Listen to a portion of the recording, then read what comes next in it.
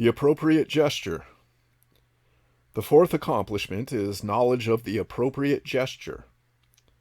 Once again, the sense of presence will teach us how to attain it, and it should be our care in every action. The absence of it corresponds to the state described commonly as lack of presence of mind. Really, one should think more often of the meaning of that expression. For what will be the use of an act performed without the mind being present? Distraction has become too facile an excuse for unthinking behavior. It ought rather to be regarded as the loss of a moment out of one's life. Our conscious eye should be an ever-alert witness of all our acts and gestures, for it has the immortal memory of the awareness that we acquire in performing them, whereas our intellectual memory is unreliable and cannot outlast the brain. Thus, any act of ours that goes unnoticed by this witness is lost to our vital experience. But if we perform it with awareness, it enriches our true knowledge. One cannot hope to find knowledge and at the same time ignore matter, and the basis of the knowledge of matter is the appropriate gesture. To know the appropriate gesture in any handicraft is to know how a given material can be worked. To know the appropriate gesture of an animal or plant is to know its appetites, its astral signature, and its particular qualities. To know the appropriate gesture of any genesis is to know the laws of becoming of the world. The first degree of skill is to practice the most direct and exact gesture for producing the required effect.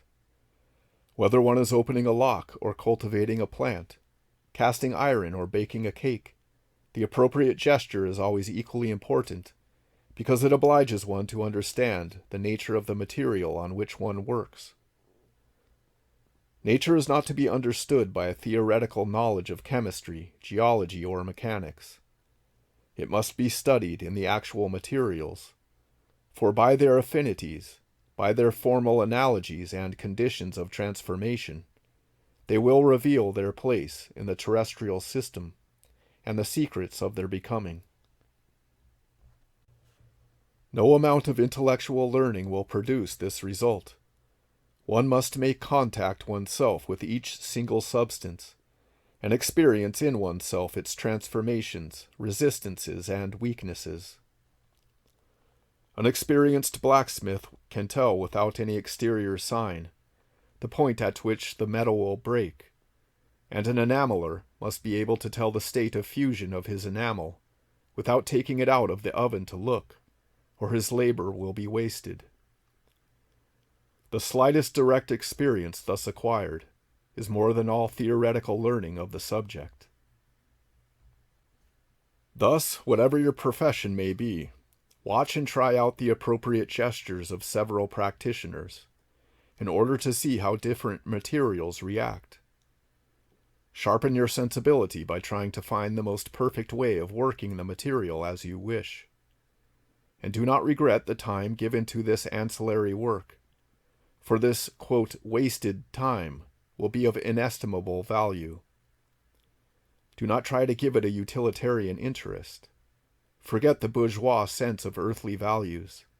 Take pleasure in refining your sensibility and opening your inner senses to that which your thinking faculty cannot penetrate. You will soon notice that this switchover is already opening to you the first door of knowledge.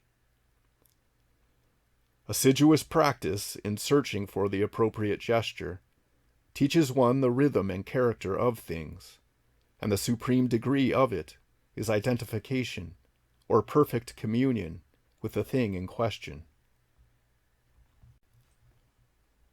This, according to Lao Tse, is the knowledge of Tao, the union of the knower with the known. There is a fine Taoist image which gives one a notion of one's progress. The swimmer who can swim calmly across the river is a good swimmer. The swimmer who can swim through the rapids is a very good swimmer. But the perfect swimmer, the practitioner of Tao, is he who can jump in the river and let the whirlpools seize him and cast him up, without losing his serenity.